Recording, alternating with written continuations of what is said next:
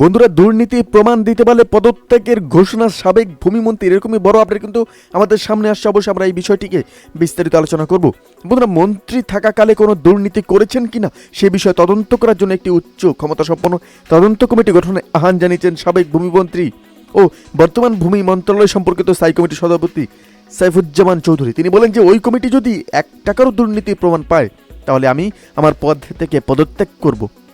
বন্ধুরা, সাবেক ভূমিমন্ত্রী সাইফুজ্জামান চৌধুরী ব্রিটেনে হাজার হাজার কোটি টাকার সম্পদ আছে বলে সম্প্রতি বিভিন্ন সংবাদ মাধ্যমে সংবাদ প্রকাশিত হয়েছে। আর এ বিষয়ে নিজের অবস্থান পরিষ্কার করতে সংবাদ সম্মেলন করেন সাইফুজ্জামান চৌধুরী।